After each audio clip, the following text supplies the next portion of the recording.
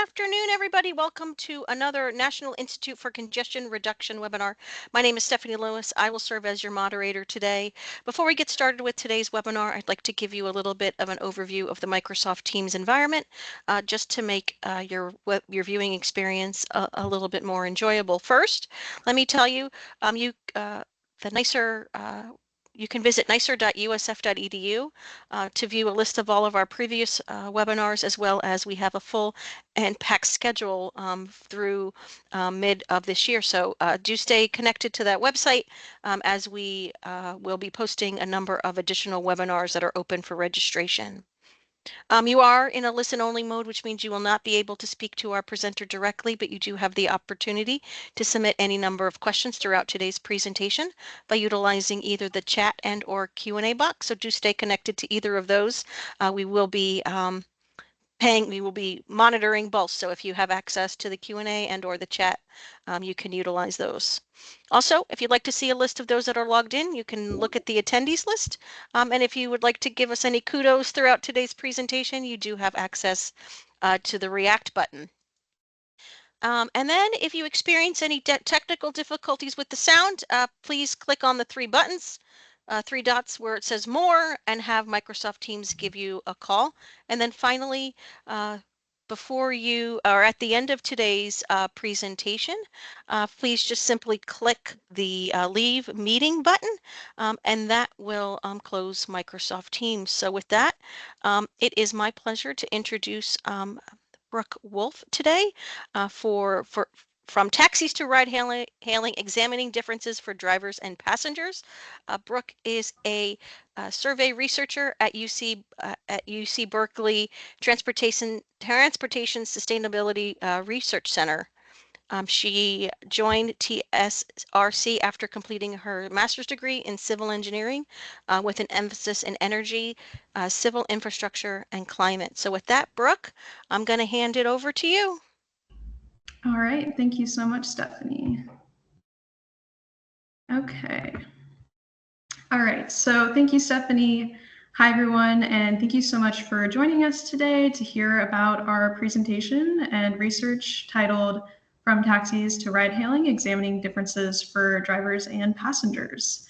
My name is Brooke, and joining me in a little bit will be Matt Dowse, for whom I'll provide a little bit more information in just a moment. So let's go ahead and get started. So just to kind of give like a quick overview of what we're going to be talking about today, I'll give a brief introduction. We'll have kind of a background discussion with Matt.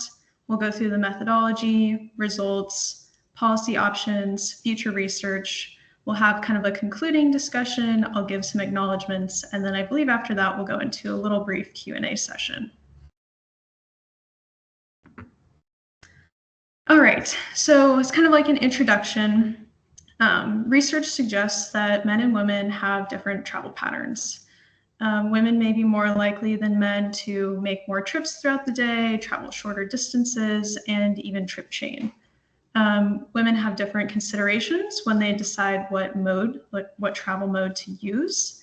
And transportation network companies, which you may hear me refer to as TNCs, this is kind of like the Uber and Lyft companies, and taxis are two of those options. But there are several safety and gender difference considerations that may prevent adoption of these modes. Some of these considerations may be threats of harassment, unsafe driving, privacy concerns, and other considerations. So kind of the goal of this research was to understand the safety and gender difference concerns impacting the willingness of women to use and drive for TNCs and taxis. So next we'll kind of move into our discussion, but first I'd like to introduce our guest speaker, Matt. Matthew Dowse currently serves as the Transportation Technology Chair at the City University of New York's Transportation Research Center of the City College of New York, where he conducts research and continues to be extensively published as an expert on ground transportation regulation and technology. As a CUNY Distinguished Lecturer from 2010 to 2018, he taught courses on transportation history, policy, sustainability, for higher regulation and technology. Mr. Dowse also continues to serve since 2009 as the International Association of Transportation Regulators, also known as IATR, a nonprofit educational peer group of government transportation regulators from around the world promoting best regulatory and innovative practices.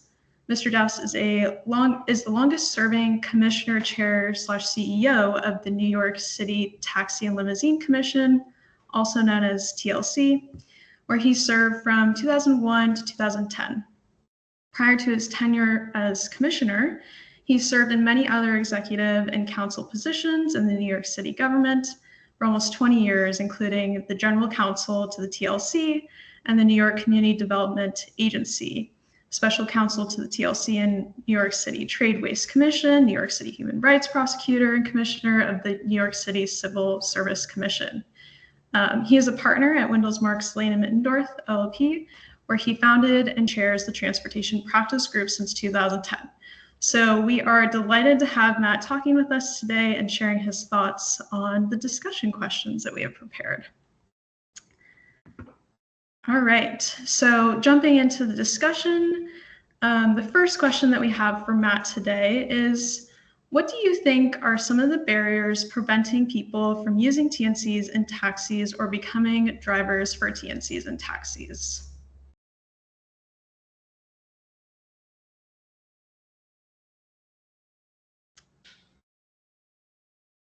So Matt is on. Matt, just make sure you unmute your microphone.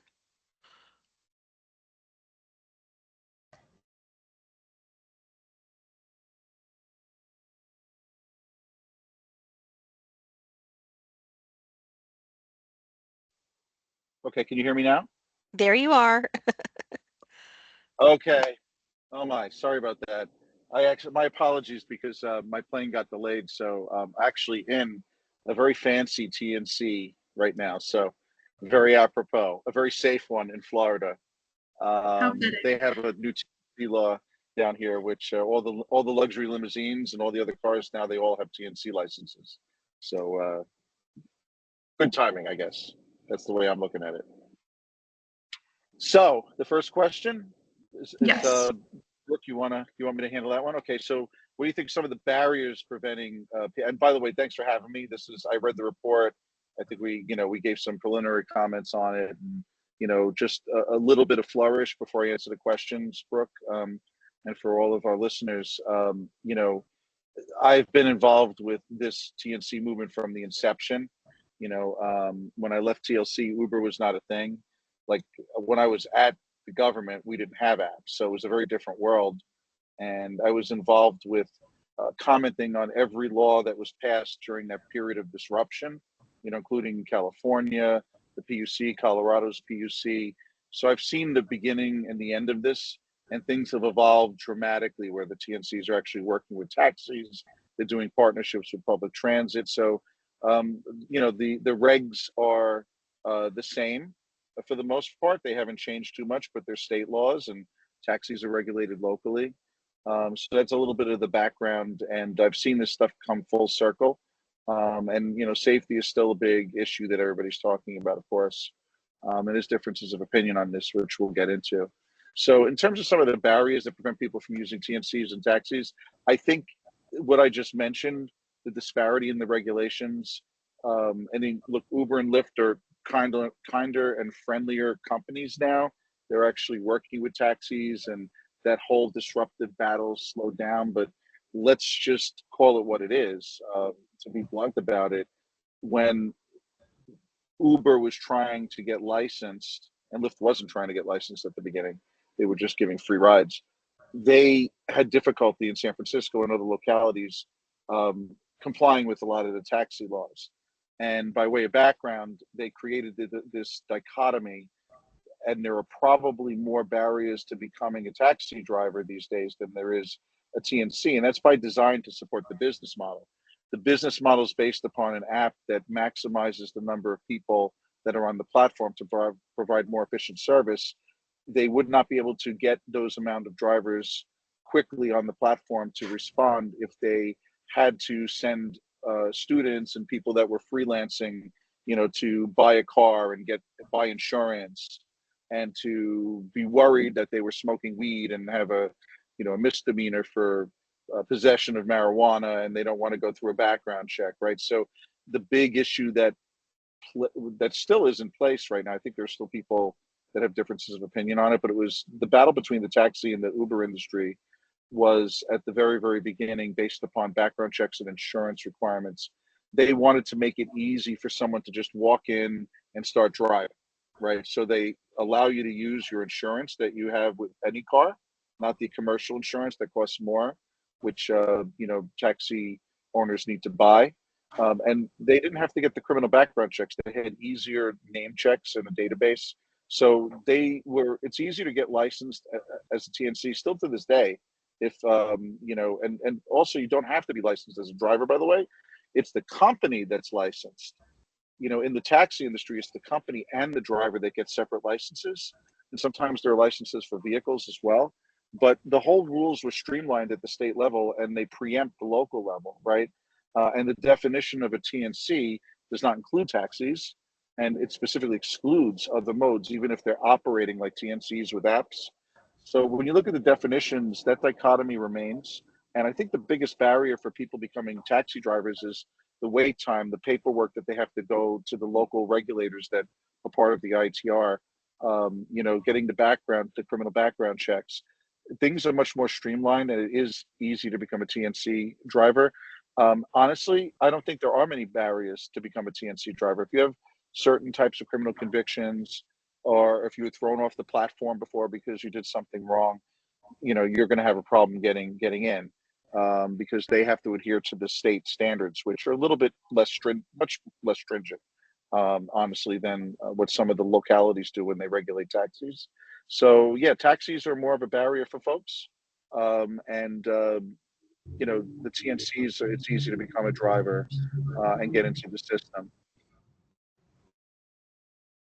Thank you, Matt. Would you like to move on to the next question? And that is, what are Sure. some of the benefits and drawbacks Well, for TNCs and taxi drivers? the benefits of being a TNC driver, I think things have changed. When, like, for instance, in New York, when Uber first came into the market, some people have described it as kind of a Trojan horse type of entry into the marketplace. They told all the uh, taxi companies they wanted to work with them. They said, we don't want to work with you. And then they went to the livery and for hire companies, the prearranged services, the black car industry, the community car services. They went to them, and some of the high-end black car bases started cutting a deal with Uber at the time and said, okay, things are slow in the summer. We'll give you our drivers on the platform and let's try it out. And they would get a revenue share. As soon as Uber got enough drivers on the platform, what ended up happening is um, they had the surge pricing in place. The drivers were making more money um, and for working less hours. So after the summer happened, they started saying, "I don't want to work for the black car bases anymore. I want to go work for Uber full time." Especially the Uber Blacks, they were making a lot of money. They're making quadruple the amount of the fares and working less hours. So what's not to like about that? All of the companies got upset because Uber opened up a base license. So they originally came in saying we're just, a platform, but then they changed their tune and they got transportation company licenses in New York, something that they didn't do in the rest of the country. They did it in London because they had to. They did it in New York City because they had to. At every other place in the country, it's a state TNC law that's a lot easier to get licensed. Long story short, that's how they entered the market. The benefits of driving an Uber at that time were extraordinary from an economic standpoint. Things changed as time went on because there became so many Uber and Lyft drivers. They really want to saturate the way that they provide good services by saturating the streets. They minimize the wait time. The more drivers that they added, simple supply and demand economics, the more drivers that they added to the platform, the less the drivers were making. So things are great at the beginning. Then they were making less money. And then there was a lot of criticism about, the demand pricing. But now the tables have turned. Taxis are, breathing signs of life in New York, but in most cities, the street hail is dead.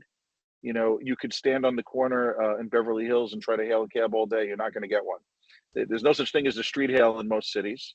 In New York, it still exists, so it's kind of a much different market because of the dense nature of New York City and what people are used to, and the yellow cabs are identifiable and they're just floating around everywhere. Very different, but they're still hurting. They haven't recovered from the pandemic. They haven't recovered from the disruption, that the TNCs caused. But they cling to life in LA, and Susan and I and Adam Cohen and UC Berkeley and myself and Sam Schwartz and Gabe Klein, who's the outgoing president's former EV czar. We worked on a project to figure out what happened post TNC in LA, for instance. The only thing that kept the taxi drivers alive, even to this day, is the airport business and non-emergency medical transit, because Uber did not and Lyft did not give their drivers money to get wheelchair vehicles on the road. They would rather that the taxis do it. And Seattle and in New York City, when a lot of the drivers started organizing and complaining that they're not making as much money as they used to, now there's minimum wage laws that have utilization rates. I know the sponsors of this webinar and for the report, will I guess appreciate that the TLC, after I left in New York, tried to tie the driver wages to a utilization rate, which tries to mitigate congestion. So they have to pay at Uber and Lyft with a special license that they now have in New York for high volume apps. They have to pay more money to the drivers per hour if the cars that they have as a whole are not being utilized as efficiently. So they tried to social engineer congestion mitigation through the minimum wage laws. James Parrott, who's a professor at the New School, did the study when my successor, Commissioner Joshi, was there. She's now a deputy mayor in New York City, and on the West Coast, Seattle City replicated it. I think it's a little bit cumbersome, honestly. I don't think it's worked, in my opinion. But the benefits are you can work when you want to if you're a TNC driver and a taxi driver. It's the same thing. And there aren't that many fleets around the country. Maybe Las Vegas is the only one I can think of where the drivers are employees and they have to come to work on certain days. The taxi industry and the TNC industry employs independent contractors. I don't like the gig worker word, but like that's what everybody calls it, right? These are folks that the TNC business model is designed for the part-time worker, somebody who's a student, who's got another job, is unemployed, and they just want to, earn some extra cash. It's the thing of beauty. You pull your car out of the driveway and you're making money on an app, times were great back then. They're not making as much money now. The taxi industry's wages are still very depressed, even before the pandemic happened. So, the benefits is you can work what you want. You can work where you want. Another benefit is the TNC industry, not the taxi industry, but the TNC industry has evolved where you don't even have to, as a driver, get a car or pay for insurance anymore at all. Avis and Hertz did and I think Enterprise did too. They put a program out there in the United States and California and other states where you could just show up and rent a car, and then you can start driving for Uber and Lyft. In New York City, there's a cottage industry of several companies that all they do is own permits and control the vehicles, buy the insurance. The driver shows up, they rent the car for a day, a week, and then they just pay for the gas. And so that's the benefit, like the freedom. You could, for the most part, wear what you want. My driver right now is Camilo, is very well dressed. He's got a tie and a suit on because he's a limo driver masquerading as a TNC. But you don't need to do that when you're a taxi driver. I mean, there's some rules on the books that say you can't have open-toe sandals and shorts and stuff like that. But like really, what Uber is more concerned about and Lyft is more concerned about is the vehicle, the quality and the nature of the vehicle, your driving record. So the services that I think Uber and Lyft offer are very interesting. Like taxis don't have that. A taxi is a taxi. There's been very few instances, maybe in Tampa, Florida, where they tried to do a luxury taxi, where the drivers are getting paid more and it's a nicer vehicle. But for the most part, they don't. The taxi industry doesn't have that different type of vehicle. You could be an Uber Black driver, maybe get more money for your trips because you got a bigger investment in a car. And a lot of drivers still own their own cars, especially the ones in big cities. They own their SUV, they have their own insurance, and they're working for a limo company, and they're also working for Uber and Lyft in between. So it's the whole world has changed dramatically. So that's the benefits. The downside, not every city like New York has the benefits that we do in New York. The only city that has a black car fund for workers' compensation and a livery fund, and the taxi drivers have workers' compensation insurance, benefits, health insurance, the things that employees typically don't get, TNCs and most taxi drivers don't have. So in this field, really the only companies that really have employees as drivers with benefits and pensions are luxury limousine companies, the high end ones like Cary Limo and Empire Limo and Boston Coach. Those that's kind of how the industry has evolved. But yeah, those are some of the benefits and drawbacks. And in terms of gender differences and safety issues, um, this is an ongoing issue. Public safety has always been an issue. I mean, you can see that all these lawsuits are being brought for sexual assaults against drivers, and drivers don't feel comfortable, irrespective of gender. Sometimes going into certain neighborhoods. But there's laws, against discrimination at the state and local level. One of the things that Brooke, I don't think we got into too much, but in the intro is I used to be a human rights prosecutor. So I actually have a law degree from NYU Law School specializing in employment discrimination and labor law. And Susan Shaheen and that's why she brings me into a lot of these labor related discussions, is because, this is a tricky issue. Women drivers, I see a lot of them, honestly, out there, more in the TNC world than I've ever seen on the taxi side. There's more of them working out there. There's a lot of different um, things that the apps and the companies are doing to keep them safe. But still, when you look at the overall workforce, it's mostly men, and that hasn't changed. And female passengers sometimes prefer to have female drivers, and they feel more comfortable. And yes, that's a thing. The problem is that, like, maybe Dubai and other countries can do that, but we have this laws against discrimination in this country, and we've seen companies, try to do this, saying we're going to have all women drivers. There was a company called She Rides, I think, that, Fernando Mateo from New York and his wife started, and it kind of flopped and it didn't go anywhere. But irrespective of that, there are, serious issues, legally speaking, when you start saying, I'm going to deny employment or work to an independent contractor driver because he's a male, because a female has requested, another female driver. Lyft has done some interesting things in this regard. They've actually put in place a system where you can have a gender preference. I have not seen that be challenged yet. There's some gray area there, but there are ways that you can do it. But in my opinion, the key safety issue is to make everybody safe. Put measures, technology, and regulatory enforcement in place, so that the apps and the technology really make it a safer environment to work for everybody, regardless of your gender.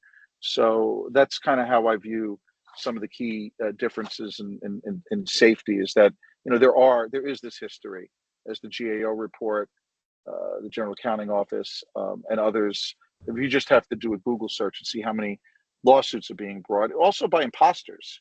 There's a lot of times there are people that show up, claim they're the Uber driver, and they're not, and someone gets into the vehicle, and some of the incidents have happened in that situation.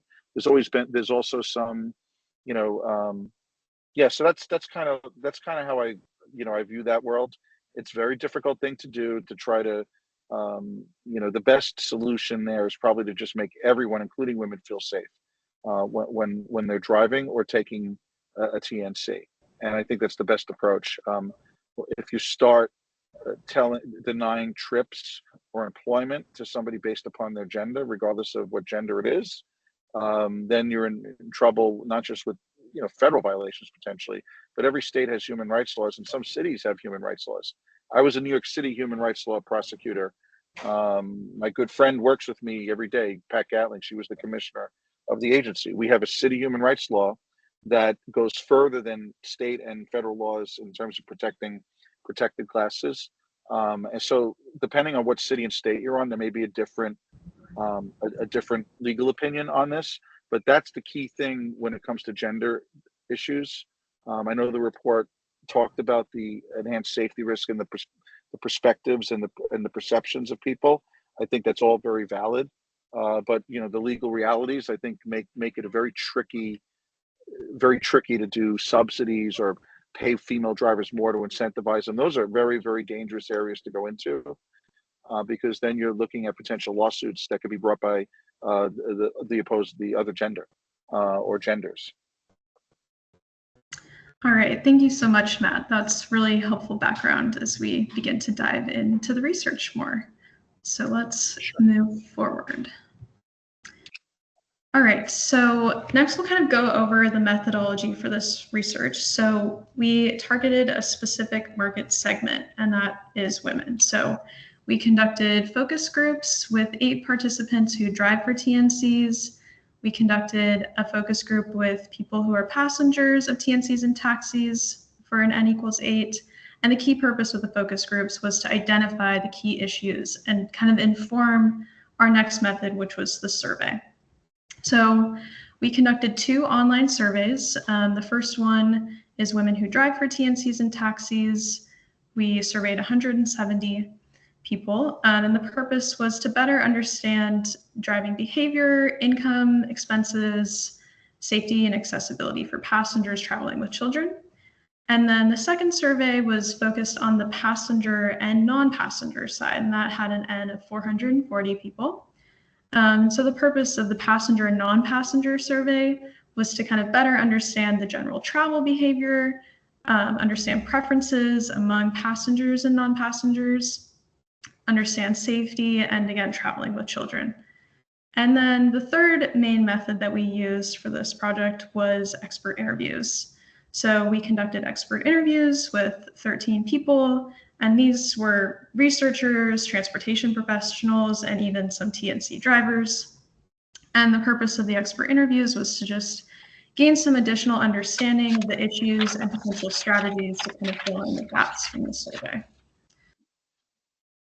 All right, so now we'll kind of start with the results, and we're going to start with the results from the driver perspective.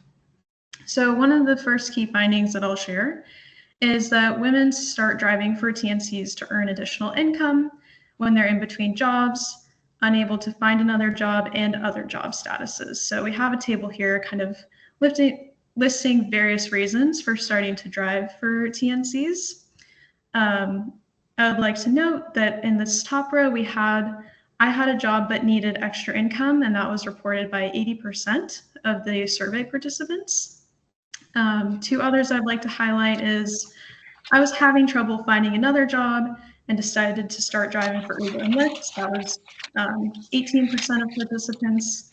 And then I was in between jobs was also 18% of participants. So again, like there's that level of ease of being able to, as Matt said, kind of hop in your car, pull out of the driveway, turn on an app, and now you can make money. Our next key finding is that women have experienced various types of unsafe or uncomfortable situations as drivers, and many women drivers take safety measures to help prevent unsafe or uncomfortable situations with passengers. So on the left, the table that you see on the left side of the screen kind of highlights some of these safety incidents. We have 36% of survey respondents saying that passengers used foul or aggressive language to another passenger on the phone. 34% of respondents saying a passenger verbally harassed the driver. 34% of drivers reported that passengers were inebriated. 32% reported that passengers directed foul or aggressive language at the driver. And then kind of shifting to the right side of the screen, you'll see some of these safety precautions that these drivers reported that they take. So 57% noted that they have a security camera in their car. 51% noted that they do not drive late at night. 50% noted that they do not allow passengers to sit in the front seat of the vehicle.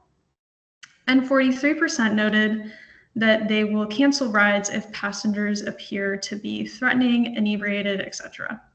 So kind of an interesting perspective on like what are the safety incidents and what are the safety measures that drivers are taking. Next, we'll kind of shift over to the passenger perspective. And kind of echoing our last slide, we'll talk about some of the safety precautions that we see passengers taking. So you see at the top here that women passengers will take various precautions. The highest percentage of respondents noted that they share their location with a friend or family member. 59% noted that they will confirm the driver and vehicle match the information shown in the app. 54% noted that they wear a seatbelt. 49% text a family or a friend or family member after they arrive at their destination. And I would also like to note that these questions in the survey were multiple select, so past participants were able to select multiple safety precautions. Let's see, moving to the next slide, we have some more passenger findings focused on traveling with children. So our key finding in this aspect was that women who are traveling with children may experience challenges if the child or children require a car seat, booster seat, or stroller. So in our survey, we had 129 respondents who indicated that their child was 10 years old or younger. And at this age, we presumed that they would be requiring a car seat or booster seat. These participants were asked if they ever wanted to take a TNC or taxi with their child, but were unable to for any reason. And to this question, we received about 37% of people, this is 47 out of the 129, that indicated yes. So as a follow-up, we asked, what were some of the reasons that you were unable to take your child in a TNC or taxi? To which we received the following responses in the table you see here. So 30% noted that the passenger did not have a car seat or booster seat available to use for their child. The passenger felt unsafe taking a child in a TNC or a taxi that was driven by a stranger. 26% noted that installing the car seat or booster seat was too much of a hassle. And 15% noted that the driver refused to pick up the passenger after they saw they were traveling with a child or booster seat. And I'd also like to note that these things came up in our focus group as well. So next we'll kind of shift over to looking at kind of what are some of the policy options here. You know, we have these various challenges that we've identified, and what are some of the opportunities. So this slide in particular is looking from the driver perspective again, and we see two main topic areas here. We see driver pay, and we see driver safety issues and concerns. So one of the main challenges with driver pay is that motivation for driving is often due to a desire to earn more income. So some of the opportunities here are platforms may attempt to address day versus night pay discrepancies, to address pay gap for those who may feel uncomfortable working late night hours. And for driver safety issues, there's a number of challenges that we've identified, including lack of training on how to handle difficult situations or uncomfortable situations, an inability to verify that a passenger actually requested the ride so that this person who's showing up to your car is the person who also requested the ride through the app. Difficulty navigating and reporting processes and conflict resolution when a difficult situation arises. And women drivers believe that they encounter more challenges with male passengers because they may be perceived to be more vulnerable. So some of the opportunities that we see in these areas are platforms can implement mentorship programs where existing drivers can volunteer to mentor new drivers, kind of share some of this knowledge that they've earned along the way. Platforms can implement more reliable passenger verification systems. So some examples are unique codes or pins or barcodes that must be provided by the passenger to the driver to verify that it's the correct match. Platforms can connect drivers with platform service members who are able to provide better support during emergency and conflict situations. And lastly, as Matt noted, expanding gender options for gender preference requests and matched with other women. Matt noted that there is some efforts by Lyft, and that program is called Women Plus Connect.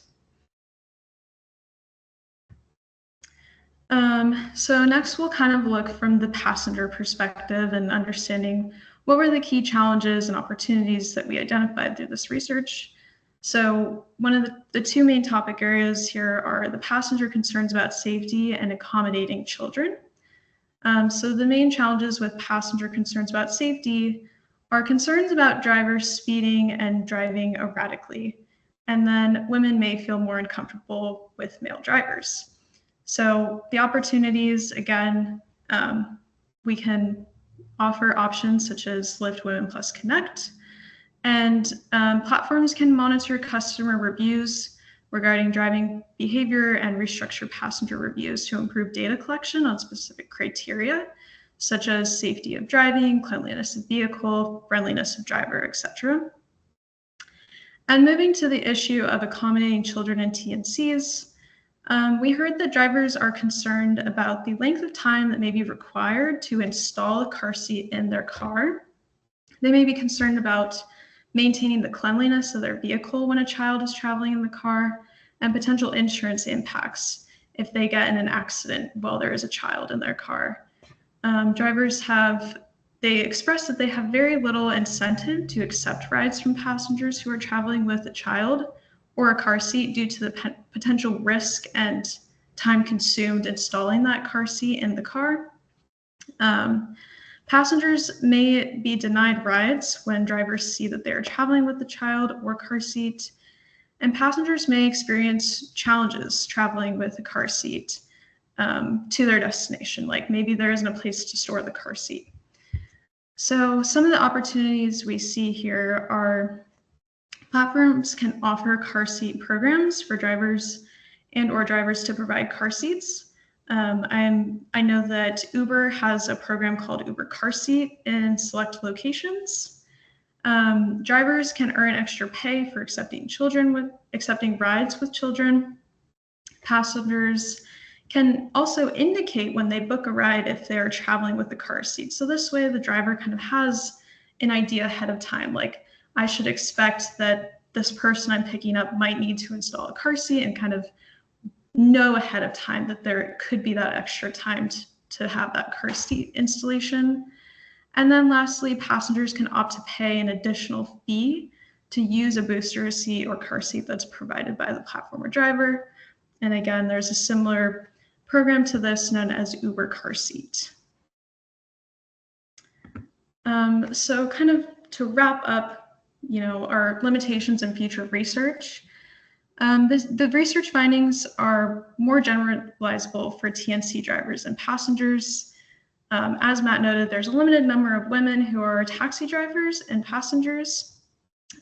So it was a bit harder to get our survey data from women who are taxi drivers. So future research may specifically explore the taxi industry. Research is specific to those who identify as female and or woman. So future research may also explore other aspects of safety and gender difference issues. Limited research on the implementation of car seat programs. So the only main car seat program that we are aware of that's currently operating at this time is Uber Car Seat. So there could be need for more pilot programs to explore how driver and platform provided car seat programs work, and the ability for passengers to indicate if they are traveling with a child and or car seat. So we weren't able to really gain any data on that because it's not widely spread at the moment. So next we'll kind of wrap up with a few more discussion questions with Matt. So first I would like to ask, with the growth of shared automated vehicles or SAVs, how do you think SAVs will impact the driver and passenger personal safety in the ride-hailing space? Well, I think, driverless cars are going to be safer. I think that's something that, you know, is missed in the Vision Zero debate. You don't hear enough talk about, all the things that cities need to do. Well, we need to have driverless cars. They're safer than human drivers. A lot of the safety is also enhanced in some ways by not having a driver-passenger relationship where there's disputes and fights or sexual assaults. If there's group riding involved, that creates issues. If we have shared mobility in automated vehicles and there's no chaperone, I think the good thing is that most of these companies do have cameras in the vehicles, at least for now, and they can switch them on, and there are safety measures in them. But yeah, it does impact some of the issues that we're talking about here today for sure. Great. And then next we have, what are some policies in general that can promote personal safety for drivers and passengers in the TNC industry? Sure. And before we go to that, Brooke, just to respond to some of the other research that you were doing on the car seats, just to briefly touch on that, I've been involved in this, and you know, most of the laws.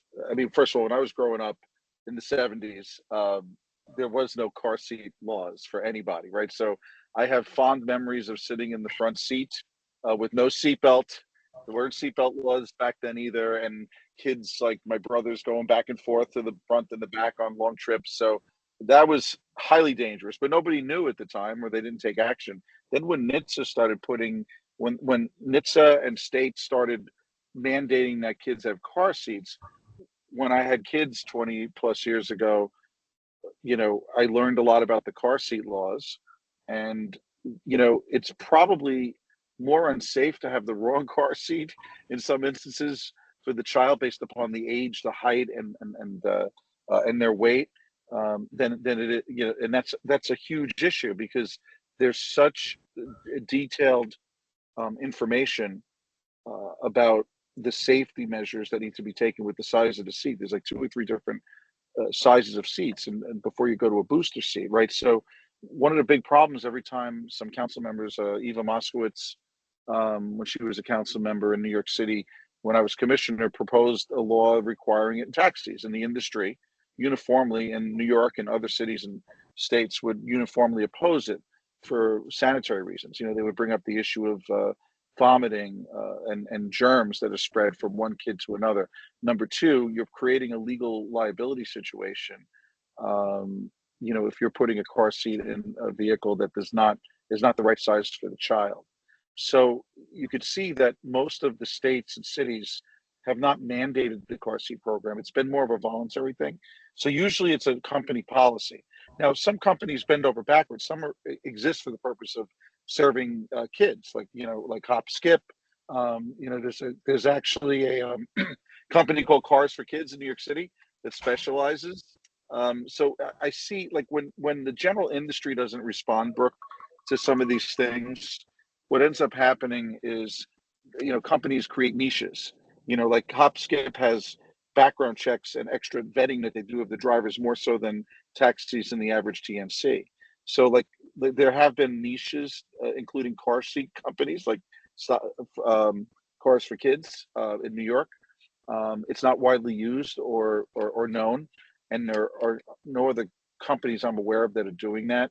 The problem is legal liabilities, and also operational needs. How could somebody in a Tesla or a Camry put two or three different size car seats in the back of the cab?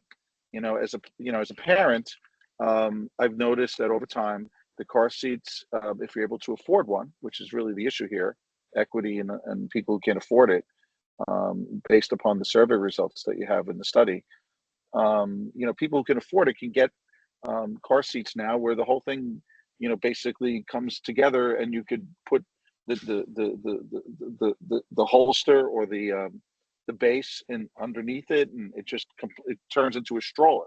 So most people do bring their own car seats with very young children.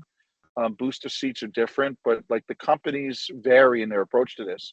And even Uber doesn't guarantee it. Like, you can select an option on the app, and there's only certain cities like DC and New York and others that do it.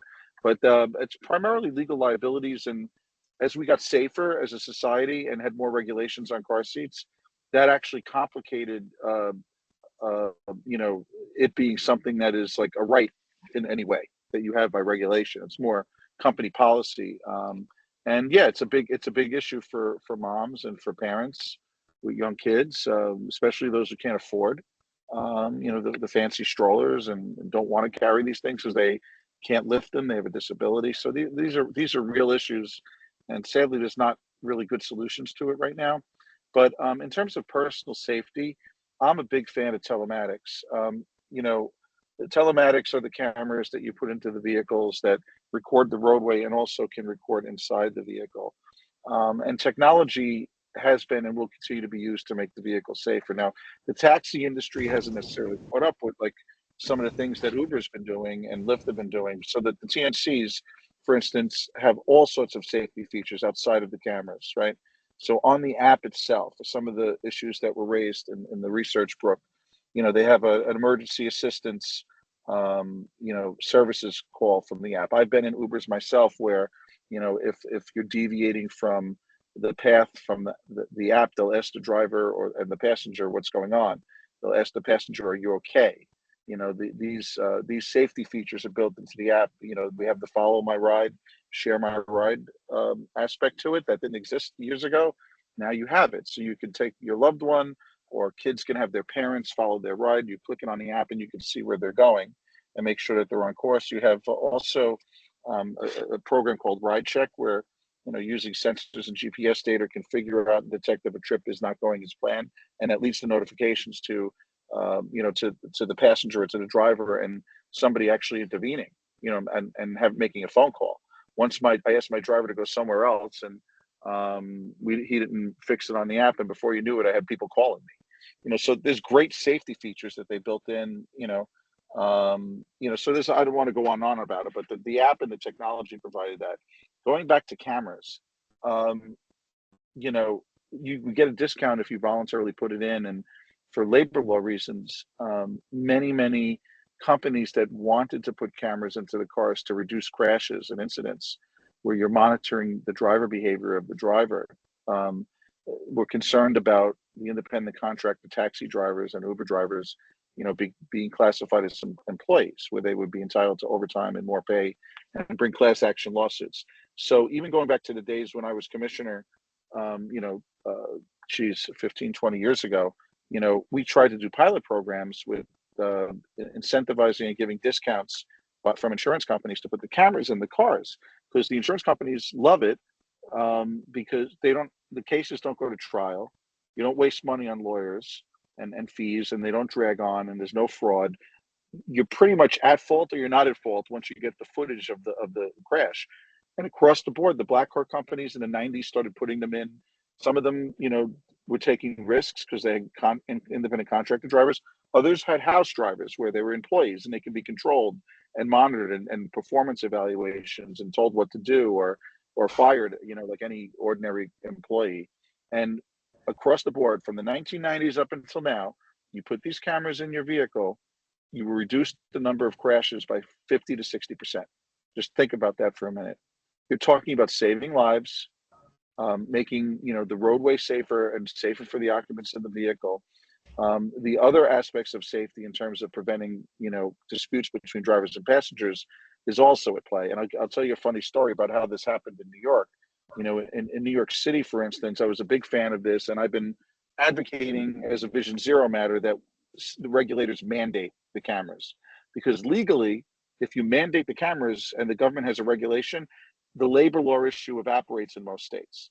If there's a regulation requiring you to have a dress code or to monitor drivers' behavior, to put a camera in, that can't be used against you if the labor department or a private litigant is trying to claim that the driver is an employee.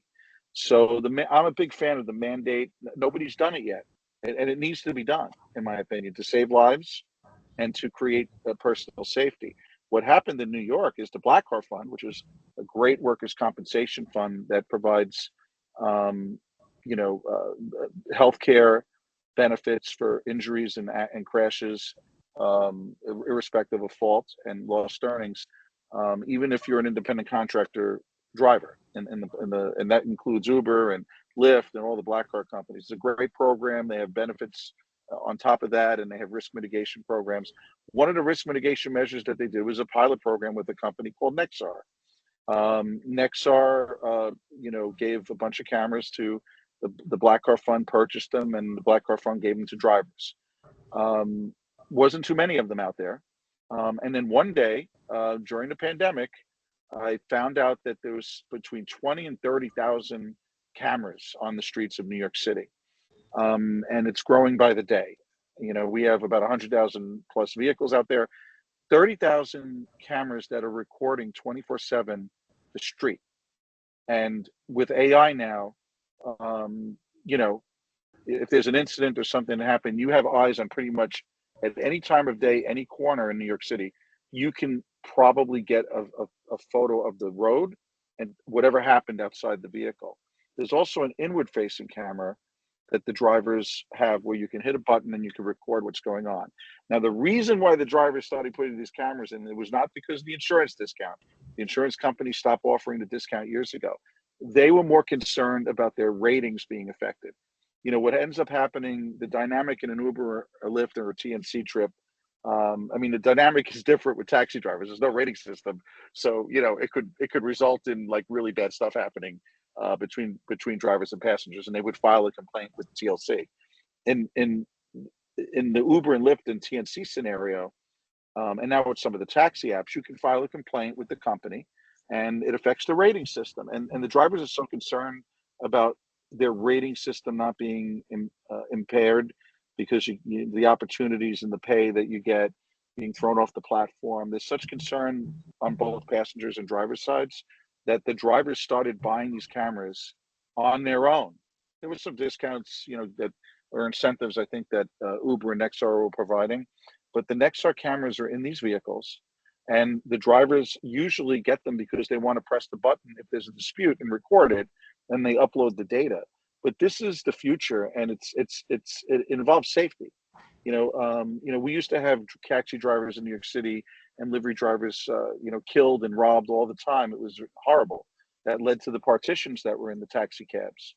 And then, you know, we put other types of cameras in the vehicles before these sophisticated cameras came out. So I think the cameras, the video cameras, lead to road safety and safety within the vehicle. And the apps have all these abilities, and you know they can even geofence, you know, where you want to, if you wanted to, you know, take your trips from, right? But there's also, you know, we don't want redlining and refusals. I mean, I'll never forget Danny Glover, you know, when he made when I was at TLC before I was commissioner, actually, you know, complained that because he was African American, you know, the cab drivers would pass them by, and the cab drivers did not want to go to certain neighborhoods because they didn't want to get robbed. And this is a fact, was a fact of life. And we put Operation Refusal in place. We had undercover inspectors policing it, but refusal rules usually only apply to taxi cabs and the taxi cab industry. There aren't really refusal laws on the books for the TNC industry. You know, so while there may be other theories of law involving discrimination, and you know, as a policy matter, we want to serve underserved areas. Underserved areas are sometimes not safe, you know, but those people that live there need service there, you know. So this is a sticky issue, but you know, if you were refusing service to somebody because you didn't like the way they looked, I mean, there are reasons that you can, you know, if someone's visibly intoxicated, there are exceptions to the rule. But it's interesting how taxi cabs and taxi cab drivers can refuse service, and but they can't refuse it for discrimination or for any other reason, like a destination-based refusal. On the TNCs, you know, it's really left mostly to policy, honestly. You know, and you know, if you don't accept the number of trips after a while, you know, it becomes a problem for you, you know, when you're dealing on these platforms. So there's other incentives for doing that. But in my view, all boats rise at the same time if you enhance the safety for everybody, driver and passenger. And I think the answer to that is technology. We've already seen some great things happening with technology. We've also seen some great things with the cameras, which is part of the equation, and the software and the actual cameras themselves have gotten better in terms of resolution, and it's the future. So I think technology solves a lot of these problems, and there is unfortunately not an easy solution to the car seat issue for parents. You know, so that's an ongoing issue, and you know, maybe there's some subsidies that the government can give to people who can't afford these car seats if they're taking transportation. But once you start going down that road in this day and age, it's a slippery slope for sure. But those are good policies. I would say if you wanted to do one thing that's going to make a big difference, save lives, and make people safer, is to mandate that every taxi and TNC have a camera in it, forward facing on the street where it can get footage, but also inward facing. Remember, there's no right to privacy in a for-hire vehicle in most states. Okay, it's considered a public accommodation, right? So it's like being on the street, and you could make, a videotape of anybody on the street. It's legal. It is a public accommodation. You call it, it's licensed. It's like being on the train. It's like being on the street. So that's something that a lot of people don't know. They think they have a right to privacy in the back of a car. They really don't. They really don't. Great. Thank you so much, Matt. You brought up many wonderful points that unfortunately I wasn't able to fit in this presentation. Yeah, thank you. So I'd just like to take a quick moment and acknowledge, the National Institute of Congestion Reduction and the University of South Florida for their support for this research. We'd also like to acknowledge all the individuals that took part in this research, including the focus groups, surveys, expert interviews. I've listed the organizations who took part in the expert interviews here. We really appreciate everyone's time. And we'd also like to acknowledge Alexandra Pan. She was a PhD student who had early contributions to this research. So thank you so much to everyone.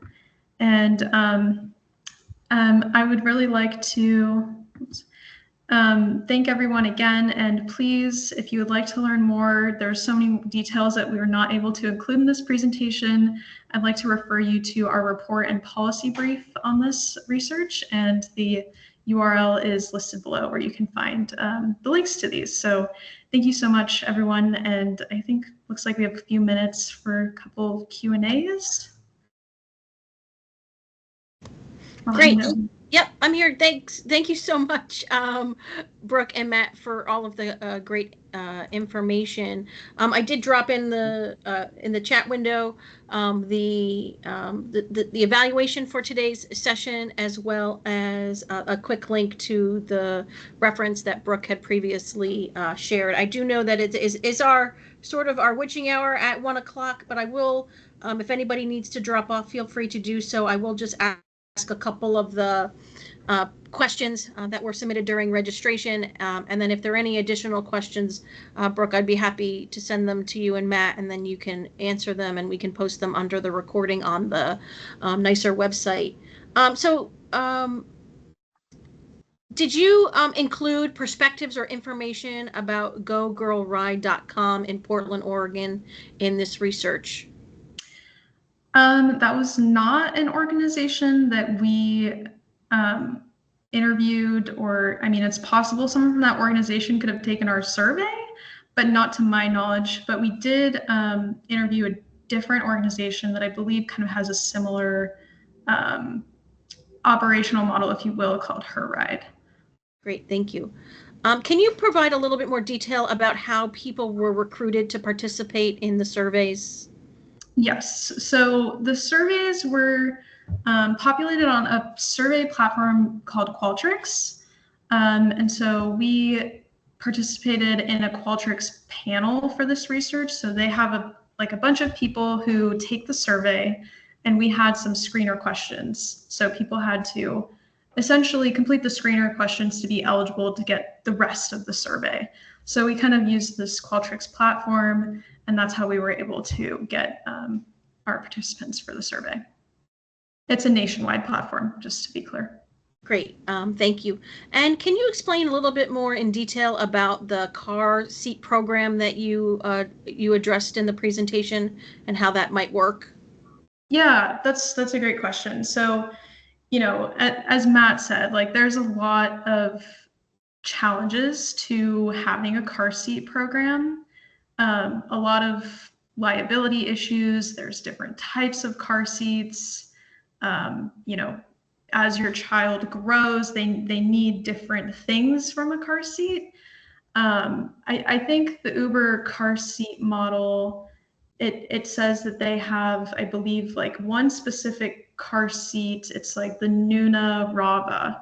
So I think the key thing with the car seat program is making sure that everyone's educated on, the car seat itself and the needs of the child. But also, adjacent to that is this communication piece of, if you're a passenger with a car seat, being able to communicate with the driver that you will have a car seat is also an important piece. So, it's a very complicated thing. Uber is kind of testing this out, but also that communication piece, that if you're bringing a car seat, is another important thing to consider in a car seat program. Great. It looks like we've got, let me see. I don't know. Okay. Are you still there? Yeah. Okay. Could any of the findings be applied to carpool formation for work trips, most likely not involving children? Sure. I mean, yes, I think some of the things, there are some lessons learned, but I think the key difference with a work carpool program is you probably know the people who you're carpooling with. Like, I assume you would work with these people, so you know them. You probably know the driver, versus in an Uber and Lyft taxi situation, you probably don't know the driver before you get in that vehicle. So I think that's kind of a major difference to be acknowledged in this situation. But I mean, nothing's really stopping you from sharing your location with a friend or family member, let's say, when you're in a work carpool. So yeah, I think there are lessons to be learned, but it is ultimately a different situation. And then one person wanted to know how the study was funded. This study was funded by the National Institute for Congestion Reduction.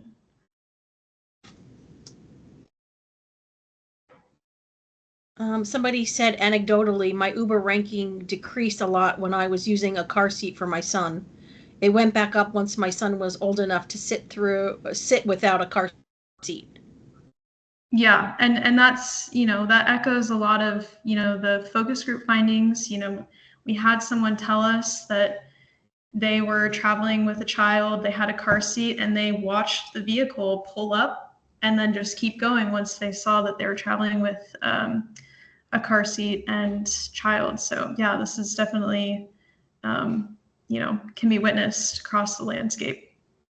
Okay, well, great. Thank you so much, Brooke and Matt, for all of the wonderful information in today's webinar. Again, if you haven't had an opportunity to either click on the link and or scan the QR code on your screen to provide feedback for today's webinar. And just a quick note, we are working on registration for all of our upcoming webinars, but you can visit, again, the link on the screen just by simply clicking on it. Again, so thank you so much, Brooke and Matt. And on behalf of the National Institute for Congestion Reduction, thank you for joining us today, and we'll see you all next time. Bye, everybody. Thank you.